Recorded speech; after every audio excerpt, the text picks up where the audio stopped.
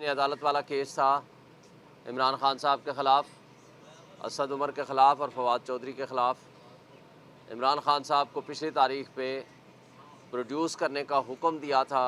Election commission of Pakistan نے۔ No doubt election commission of Pakistan سب سے بڑا آئینی ادارہ ہے۔ اس آئینی ادارے کے بہت ساری ذمہ داریاں اور کانسٹیٹیوشنل اوبلیگیشنز ہیں۔ بہرحال سیکرٹری انٹیریئر نے ایک حکم نامہ لکھ کے بھیج دیا تھا، یا اس کو پروپوزل کہیں لکھ کے بھیج دیا تھا، اور کہا تھا کہ جی آپ جیل چلے جائیں، ان کو ہم پروڈیوس نہیں کر سکتے۔ اور پچھلی تاریخ پہ ہی میں نے کہا تھا کہ اگر یہ سارا ایڈمنسٹریشن، ہماری لا انفورسمنٹ ایجنسیز، ہمارے ریاستی ادارے،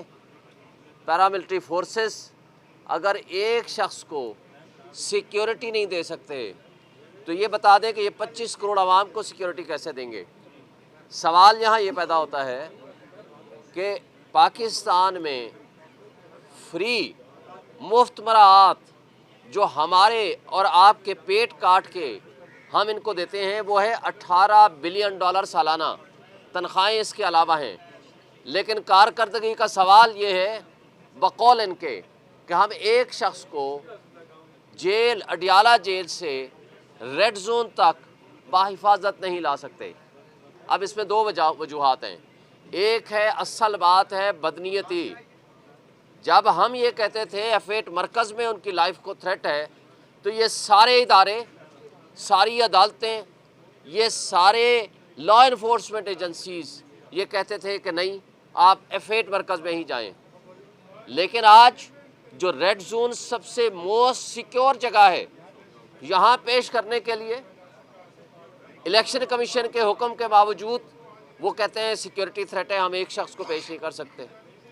تو کیا یہ طرز عمل اس لیے ہم سمجھیں کہ عمران خان اگر یہاں آئے گا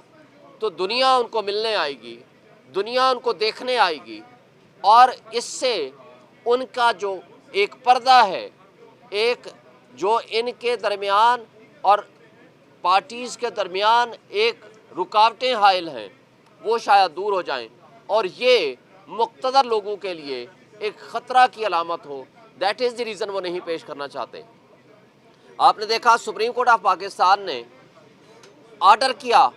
کہ عمران خان نیب والے کیس میں، جو کہ نیب کی پروویژنز کو چیلنج کیا گیا تھا، اور نیب پروویژنز جو امینڈمنٹ آئی تھیں، جو پی ڈی ایم کی جماعتوں نے اپنے صرف ذاتی مفادات اور ذاتی کیس ختم کرانے کے لیے کیا تھا، اس کے اوپر جب سپریم کورٹ نے کہا کہ جناب آپ آنا چاہیں تو آپ ان پرسن پیش ہو سکتے ہیں،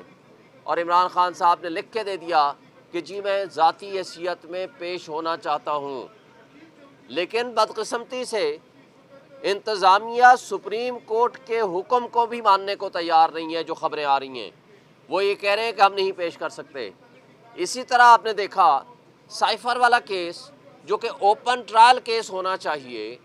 اور اس کا کوئی بھی کیس، کیونکہ یہ کوئی مارشل لاء کا زمانہ تو نہیں ہے کہ ڈرائنگ روم میں یا بند کمروں میں جو چاہو لکھو اور جو چاہو جا کر کے کسی کو سزا دے دو۔ اوپن کورٹ ٹرائل یہ بنیادی حق ہے کسی بھی ملزم کا، لیکن اس سے بھی لیت و لال سے کام لے رہے ہیں۔ اور دراصل وجہ یہ ہے، آج بھی میں نے الیکشن کمیشن کو گزارش کی کہ جناب الیکشنز ہو رہے ہیں، لیکن لیول پلینگ فیلڈ ہمیں نہیں دیا جا رہا، اور آپ کو میں نے کہا ہم نے اپلیکیشنز بھی دے دی ہے، ہم نے آپ کو انفارم بھی کر دیا ہے، الیکشنز کی ڈیٹ آ گئی ہے، الیکشن کی گہما گہمی شروع ہو گئی ہے۔ پورے پاکستان میں تمام پولیٹیکل پارٹیز کو اپنے جلسے، اپنے پروگرام کرنے کی اجازت ہے، مگر اگر نہیں ہے تو صرف ایک پارٹی جو سب سے بڑی پولیٹیکل پارٹی ہے وہ ہے پی ٹی آئی، جو کہ فیڈریشن کی علامت ہے۔ پاکستان کی تاریخ میں ماضی میں بھی آپ نے دیکھا کہ جو سب سے بڑی پولیٹیکل پارٹی ہوا کرتی ہے، جو فیڈریشن کی علامت ہوا کرتی ہے، اس کو جب مقتدر طبقے اور حلقے روکنے کی کوشش کرتے ہیں تو اس سے ریاست کا نقصان ہوتا ہے، اس سے 25 کروڑ عوام کا نقصان ہوتا ہے، اس سے جمہوریت کمزور ہوتی ہے، اس سے آئین کمزور ہوتا ہے، اس سے بنیادی حقوق متاثر ہوتے ہیں۔ یہ عوام کا حق ہے، یہ ان کا بنیادی حق ہے کہ جس کو چاہیں وہ منتخب کریں۔ اور جو ان کے منتخب نمائندے ہوں گے وہی حق کے حکمرانی رکھتے ہیں، کیونکہ اس لیے طاقت کا سرچشمہ عوام ہے۔ عوام نے اپنے حق میں اپنے ہاتھ سے یہ اختیار استعمال کرنا ہے کہ کس کو ہم نے ووٹ دینا ہے اور کس کو نہیں دینا۔ اگر خدا نخواستہ یہ لولی لنگڑی کوئی حکومت بنانے میں کامیاب ہو جاتے ہیں، کوئی لوگوں کو کرش کر کے، کوئی ایسے اپنے سپر کنگ اور سپر لاڈلے لا کر کے یہاں بٹھانے کی کوشش کرتے ہیں، تو نقصان کس کا ہے؟ ہماری ریاست کا ہے، ہمارے اداروں کا ہے، ہماری 25 کروڑ عوام کا ہے۔ آج آپ کی ریاست متحمل نہیں ہو سکتی کسی بھی ایڈونچر یا مس ایڈونچر کی۔ آج صورتحال یہ ہے کہ آپ کی اکانومی تباہ ہو چکی ہے۔ 16 مہینے کا ایڈونچر آپ نے کر کے دیکھ لیا۔ 16 مہینے میں ایک چلتا ہوا ملک جس میں 6.1% جی ڈی پی تھی، جس میں میکسیمم آپ کے ریزرو تھے 24 بلین ڈالر، جس میں 170 روپے کا آپ کا ڈالر تھا، آپ نے اس کا انجام اتنا برا کر دیا۔ آج عام آدمی، غریب آدمی روٹی کھانے کو بھوک کو ترس رہا ہے۔